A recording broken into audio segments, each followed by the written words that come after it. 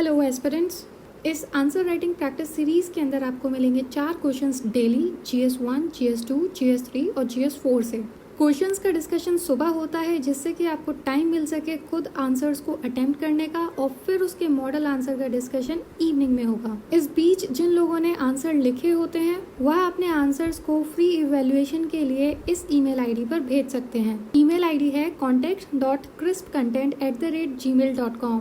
Series का main objective यही है कि आपकी आंसर राइटिंग स्किल्स को डेवलप किया जाए, आपको बिगिनर से एडवांस बनाया जाए। क्वेश्चंस का स्टैंडर्ड यूपीएससी का ही रखा जाता है और उन इम्पॉर्टेंट टॉपिक से फ्रेम किए जाते हैं जो अपकमिंग यूपीएससी मेंस एग्जाम 2020 के लिए मोस्ट इम्पॉर्टेंट होंगे। इस तरह से आप आंसर राइटिंग ही नहीं कर रहे हैं, आप एक तरह से अपने सिलेबस के मोस्ट इम्पॉर्टेंट टॉपिक्स को लर्न और रिवाइज भी कर पा रहे हैं। आंसर राइटिंग को डेली रखने का यही ऑब्जेक्टिव है कि आप अपनी हैबिट डेवलप कर सकें आंसर्स को रोज लिखने की। कुछ जरूरी बातें उन कैंडिडेट्स के लिए जो अपने आंसर्स को फ्री इवैल्यूएशन के लिए भेजना चाहते हैं। एक बार में एक ही आंसर को भेजें। फाइल का फॉर्मेट PDF ही रखें। अपनी आंसर शीट पे क्वेश्चन और आंसर के अलावा कुछ भी ना लिखें, क्योंकि जितनी क्लियर कॉपी होगी उतना ज़्यादा स्पेस मिलेगा हमें रिमार्क्स लिखने में। नॉर्मल सर्कमस्टेंसेस में इवैल्यूएटेड कॉपी को वापस भेजने में 2 से 3 दिन का वक्त लग जाता है, लेकिन कभी कभी बहुत ज़्यादा कॉपीज आने की वजह से 5 से 7 दिन का भी समय लग जाता है। बाकी आप किसी भी सोर्स से लिखे गए आंसर को भेज सकते हैं, मतलब जरूरी नहीं है कि आप इसी सीरीज में दिए गए क्वेश्चंस को ही अटेम्प्ट करें। लास्टली, हमारी सिंसियर अपॉलजीज उन कैंडिडेट्स के लिए जो अपने आंसर हिंदी फॉर्मल लैंग्वेज में लिखते हैं और वो कैंडिडेट्स जो अपनी ऑप्शनल सब्जेक्ट्स की भी कॉपीज को चेक करवाना चाहते हैं। फिलहाल यह अभी पॉसिबल नहीं हो सकता, लेकिन we are trying our best कि ऐसा हो सके इन नियर फ्यूचर। बात करते हैं किसी भी आंसर को किस तरह से अटेम्प्ट करना चाहिए। वैसे तो हर किसी का अपना अपना तरीका होता है आंसर को अप्रोच करने का, लेकिन हम यहाँ पर एक बेसिक अप्रोच को यूज़ करेंगे जो ऑलमोस्ट सभी के लिए सुइटेबल हो और सबसे ज़्यादा इफेक्टिव हो। हमारी बेसिक अप्रोच कहती है कि सबसे पहले क्वेश्चन के कंटेक्स्ट को समझना चाहिए। कंटेक्स्ट मतलब वह ब्रॉड एरिया, वह ब्रॉड थीम जिसके ऊपर यह क्वेश्चन बेस्ड होते हैं। इसको सिंपल एग्जाम्पल से समझते हैं। मान लीजिए मैंने आपसे कहा कि एक्सप्लेन काउ, तो आप जिस एरिया में सोचेंगे वह काउ होगा। आप किसी और जानवर के बारे में नहीं सोचेंगे, राइट? यहाँ तक तो हमें पता चल गया कि हमें किसी दूसरे जानवर के बारे में नहीं सोचना है, लेकिन काउ के बारे में भी क्या सोचना है, अभी भी कंटेक्स्ट पूरा क्लियर नहीं है। इसलिए क्वेश्चन के पूरे कंटेक्स्ट को समझने के लिए हम उसके कीवर्ड को भी देखते हैं। क्वेश्चन के कंटेक्स्ट को पूरी तरह से समझने के लिए हम उसके डायरेक्टिव वर्ड को भी देखते हैं।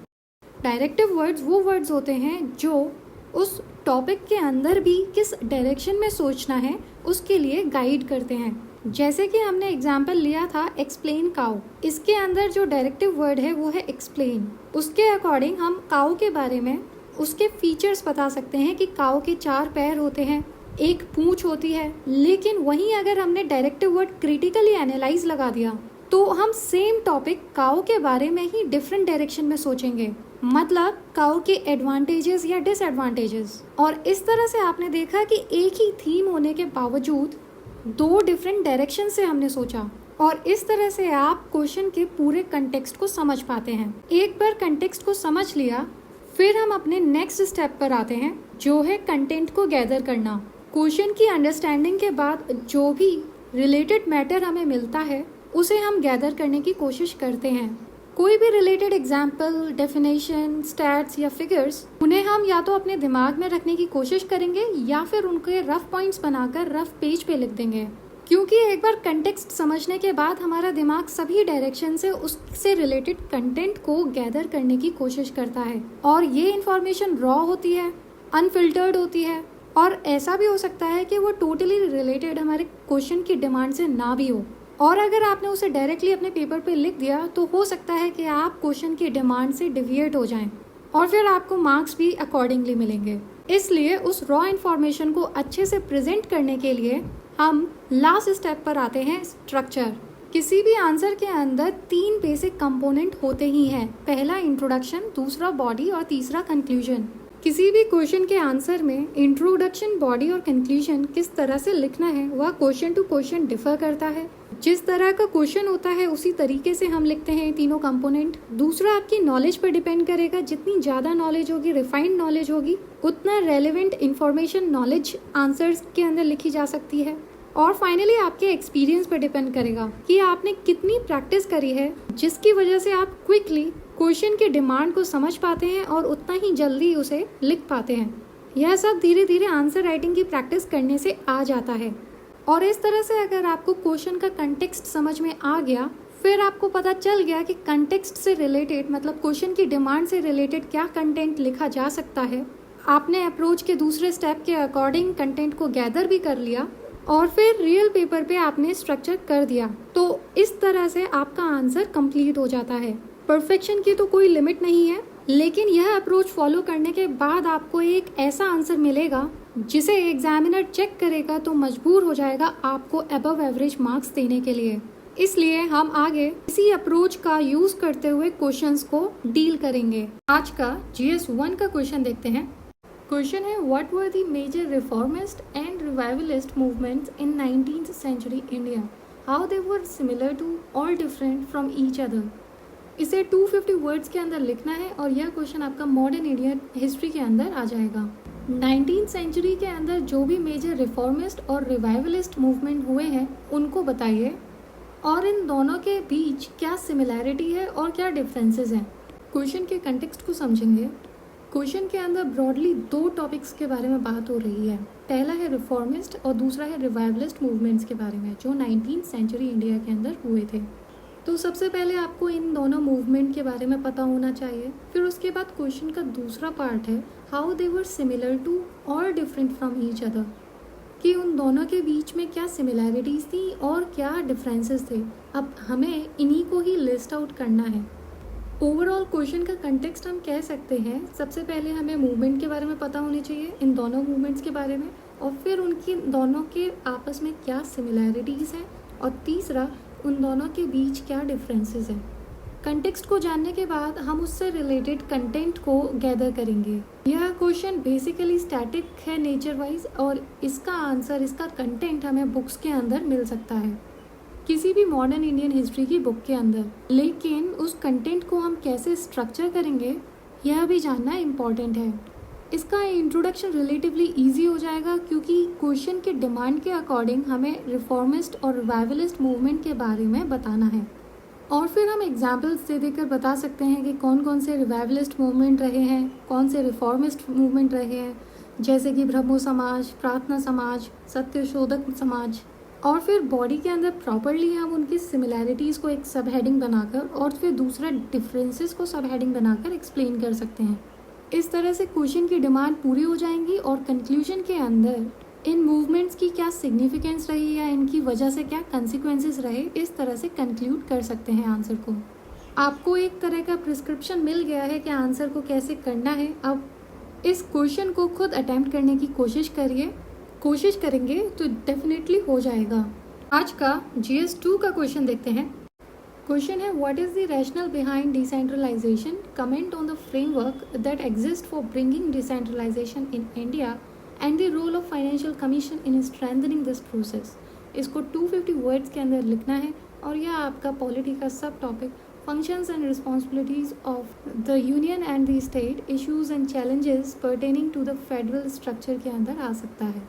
क्वेश्चन का मतलब है डिसेंट्रलाइजेशन के पीछे क्या रैशनल है वह बताना है, और फिर इंडिया के अंदर डिसेंट्रलाइजेशन को किस फ्रेमवर्क से एग्जिस्ट किया गया है और फाइनेंशियल कमीशन किस तरह का रोल प्ले करता है इस प्रोसेस के अंदर। इस क्वेश्चन का कंटेक्स्ट समझेंगे तो पता चलेगा कि ब्रॉडली डिसेंट्रलाइजेशन के बारे में बात हो रही है।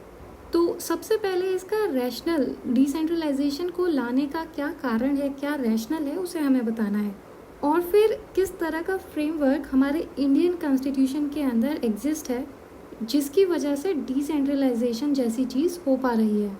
ये क्वेश्चन की दूसरी डिमांड हो गई। फिर लास्टली हमें बताना है कि फाइनेंशियल कमीशन का क्या रोल है डिसेंट्रलाइजेशन के अंदर। समिंग अप, डिसेंट्रलाइजेशन का रोल बताना है, फिर फ्रेमवर्क जो हमारे इंडियन कॉन्स्टिट्यूशन के अंदर हैं डिसेंट्रलाइजेशन करने के लिए, और लास्टली फाइनेंशियल कमीशन का रोल। और कमेंट यहाँ पे कीवर्ड दिया गया है। इसका मतलब हो जाएगा ये सारी चीज़ें तो आप बता सकते ही हैं, और ये कमेंट कीवर्ड एक स्कोप देता है आपको कि अपना ओपिनियन भी थोड़ा ऐड कर सकते हैं। मेक श्योर कि आप अपने ही मर्जी से कोई कमेंट नहीं दे सकते, कोई ओपिनियन नहीं दे सकते, वह किसी सपोर्टिंग डेटा से या सपोर्टिंग फैक्ट्स के साथ होना चाहिए। कंटेक्स्ट को जानने के बाद हम कंटेंट गैदर करेंगे। इसका कंटेंट स्टैटिक नेचर का है, तो किसी भी बुक से मिल सकता है पॉलिटी की, प्लस थोड़ा सा बेसिक करंट अफेयर्स, एग्जाम्पल्स वगैरह ऐड करने के लिए, थोड़ा आंसर को एनरिच करने के लिए। बात करेंगे कि आप उस कंटेंट को किस तरह से प्रॉपर फॉर्मेट में स्ट्रक्चर करें। इंट्रोडक्शन की शुरुआत हम डिसेंट्रलाइजेशन से कर सकते हैं कि वह क्या है और इंडिया के अंदर कैसी है। क्योंकि क्वेश्चन 3 पार्ट्स के अंदर डिवाइड है और वर्ड लिमिट 250 है, तो इतना स्पेस नहीं मिलेगा हमें। हम कोशिश करेंगे डायरेक्टली बॉडी के अंदर सारी क्वेश्चन की डिमांड्स को एड्रेस करने की। सबसे पहले हम रैशनल बताएंगे कि डिसेंट्रलाइजेशन को इंट्रोड्यूस करने का मकसद यही है, लोगों का इफ़ेक्टिव पार्टिसिपेशन हो सके, अकाउंटेबिलिटी ज़्यादा हो सके, और फिर हम जितनी भी सर्विस डिलीवरी देखते हैं गवर्नमेंट सेक्टर के अंदर वह प्रॉपरली हो सके, क्योंकि वह बहुत एसेंशियल है डेमोक्रेसी को प्रॉपरली फंक्शन करने के लिए। फिर हम अगेन सब हेडिंग बनाकर फ्रेमवर्क को इंट्रोड्यूस कर सकते हैं, जो भी कॉन्स्टिट्यूशनल फ्रेमवर्क है हमारे इंडिया के अंदर। फिर लास्टली फाइनेंशियल कमीशन किस तरह से डिसेंट्रलाइजेशन में रोल प्ले करता है वो लिखेंगे। प्लीज़ माइंडेड, फाइनेंशियल कमीशन के फंक्शन सारे नहीं लिखने हैं, इसको जो रोल है वो डिसेंट्रलाइजेशन से रिलेट करने वाले उन्हीं रोल को हम डिस्क्राइब करेंगे। और फिर आप फाइनली आंसर को बाइंड अप कर सकते हैं कंक्लूजन के अंदर इसकी सिग्निफिकेंस बताकर। अच्छा क्वेश्चन है, प्लीज़ अटेम्प्ट करिए। कंटेंट अगर आपके दिमाग में नहीं भी आए तो आप दूसरे रिसोर्सेज का यूज़ करके गूगल या फिर वेबसाइट या बुक्स निकाल कर आप लिख सकते हैं। शुरुआत में इस तरह की दिक्कतें आती हैं, लेकिन जैसे जैसे प्रैक्टिस होती जाती है तो हमारी मेमोरी भी उतनी बिल्डअप होती जाती है और फिर बाद में रिसोर्सेज देखने की ज़रूरत नहीं पड़ती। कोशिश करिए करने की, आपसे हो जाएगा। आज का GS 3 का क्वेश्चन देखते हैं।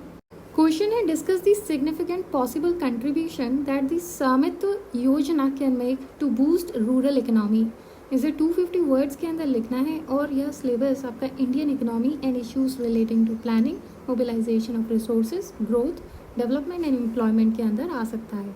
अभी रिसेंटली स्वामित्व योजना को लॉन्च किया था, तो क्वेश्चन इसी के बारे में पूछ रहा है कि रूरल इकोनॉमी को बूस्ट करने के लिए यह योजना किस तरह का सिग्निफिकेंट पॉसिबल कंट्रीब्यूशन दे सकती है। क्वेश्चन का कंटेक्स्ट काफ़ी स्ट्रेट फॉरवर्ड है। यहाँ पे स्वामित्व योजना के बारे में बात हो रही है, तो ब्रॉडली जो थीम है वो इसी योजना के ऊपर है। इसका हमें कंट्रीब्यूशन बताना है कि कैसे ये रूरल इकोनॉमी को बूस्ट कर सकती है। Please minded, contribution rural economy के अंदर बताना है। बॉडी के अंदर थ्रू आउट इसी के ही ऊपर बातें होंगी। अगर आपने ओवरऑल जनरल किसी चीज़ से रिलेट कर दिया रूरल इकोनॉमी को छोड़कर, तो आप क्वेश्चन की डिमांड से डिविएट हो जाएंगे। इसलिए ब्रॉड कंटेक्स्ट यही है, स्वामित्व योजना का रूरल इकोनॉमी के अंदर किस तरह का कंट्रीब्यूशन देखा जा सकता है जिससे कि रूरल इकोनॉमी बूस्ट हो। डायरेक्टिव वर्ड इसके अंदर डिस्कस है, तो इसका मतलब हो जाएगा हमें जितने भी व्यू पॉइंट से हम इस चीज़ को इस्टेब्लिश कर सकते हैं उन सभी व्यू पॉइंट से हम आंसर को सपोर्ट करेंगे। अब इस आंसर के लिए कंटेंट हमें करंट अफेयर से ही मिलेगा, क्योंकि ये करंट अफेयर का ही टॉपिक है, जिसे आप मैगजीन या फिर अपनी न्यूज़ एनालिसिस या फिर आप वेबसाइट वगैरह से गैदर कर सकते हैं। अब उस इंफॉर्मेशन को स्ट्रक्चर कैसे करना है। वैसे तो इंट्रोडक्शन के अंदर आप डायरेक्टली स्वामित्व योजना को इंट्रोड्यूस कर सकते हैं, लेकिन और अच्छा इंप्रेशन डालने के लिए आप इसकी ज़रूरत बता सकते हैं कि ये क्यों आ गई, इससे क्यों लाना पड़ा। फिर ब्रीफ में आप फीचर बता सकते हैं और फिर बॉडी के अंदर आप डायरेक्टली क्वेश्चन की डिमांड को एड्रेस करेंगे। वह सारे पॉइंट्स हम लिस्ट आउट करेंगे जिससे पता चलेगा कि स्वामित्व योजना रूरल इकोनॉमी को कैसे बूस्ट कर सकती है, और फिर एक विजनरी कंक्लूजन दे सकते हैं कि अगर सब सही रहा तो यह योजना काफ़ी बेनिफिशियल साबित हो सकती है। और इस तरह से आपका यह आंसर कंप्लीट हो जाएगा। कोशिश करिए लिखने की, इससे आपका रिवीजन भी हो जाएगा स्वामित्व योजना के बारे में, इसके फीचर्स और कई ज़रूरी चीज़ें। एंड मेक श्योर आपका आंसर 250 वर्ड लिमिट के अंदर ही हो। फाइनली आज का GS 4 का क्वेश्चन देखते हैं। क्वेश्चन है, explain how ethics can help in improving the declining values of media today. 250 words के अंदर यह आंसर देना है और यह आपका topic ethics and human interface के अंदर आ जाता है। क्वेश्चन बेसिकली पूछ रहा है कि आजकल मीडिया के अंदर उनके वैल्यूज़ में गिरावट देखी जा रही है, तो एथिक्स कैसे उन्हें इम्प्रूव कर सकते हैं। क्वेश्चन का कंटेक्स्ट काफ़ी स्ट्रेट फॉरवर्ड है। ब्रॉड थीम जिनके ऊपर बात हो रही है वो है वैल्यूज़ ऑफ मीडिया और दूसरा एथिक्स। कई तरह के इश्यूज देखे जा रहे हैं मीडिया के अंदर, उनके जो वैल्यूज़ हैं वो गिरते जा रहे हैं, तो एथिक्स कैसे और क्या रोल प्ले कर सकता है उन्हें सही करने में। स्टैटिक पार्ट है, इसे किसी भी एथिक्स की बुक से किया जा सकता है। और एग्जाम्पल देने के लिए आप न्यूज़पेपर में आ रहे करंट अफेयर्स के इश्यूज़ को कोट कर सकते हैं और स्ट्रक्चर इसका किसी भी तरह से दिया जा सकता है। जैसे कि इंट्रोडक्शन के अंदर आप एथिक्स को वैल्यू से रिलेट करके लिख सकते हैं, या इसका पूरा ओवरव्यू दे सकते हैं कि मीडिया के अंदर किस तरह से दिक्कतें आ रही हैं जिनकी वजह से एथिक्स को लाना ज़रूरी हो गया है। फिर बॉडी के अंदर हम डायरेक्टली क्वेश्चन की डिमांड को एड्रेस करेंगे और इसे भी आप कैसे भी दे सकते हैं। या तो आप सबसे पहले लिस्ट आउट करेंगे कि क्या चैलेंजेस आ गए हैं मीडिया के अंदर, क्या प्रॉब्लम्स हैं, और फिर एथिक्स का रोल आप डिस्क्राइब कर सकते हैं कि वो उन पर्टिकुलर चैलेंजेस को कैसे ओवरकम कर सकते हैं। फॉर एग्जांपल मीडिया का कॉर्पोरेटाइजेशन होता है, पेड न्यूज़ की दिक्कतें, फेक न्यूज़ सबसे बड़ा इशू। इस तरह से बॉडी आपकी कंप्लीट हो जाएगी और फिर कंक्लूजन में ओवरऑल कंक्लूडिंग रिमार्क्स दे सकते हैं कि कैसे एथिकल मीडिया के लिए एथिक्स और वैल्यूज़ की बहुत इंपॉर्टेंस है। इस तरह से यह आंसर आपका कंप्लीट हो जाएगा। मेक श्योर आपका आंसर 250 वर्ड्स में है, और अगर शुरुआत में आंसर राइटिंग में बहुत ज़्यादा टाइम लगता है तो परेशान होने की बात नहीं है। इस तरह की दिक्कतें आना शुरुआती दौर में नेचुरल है, लेकिन जैसे जैसे प्रैक्टिस होती जाती है वैसे वैसे आपकी स्पीड भी अच्छी होती जाती है।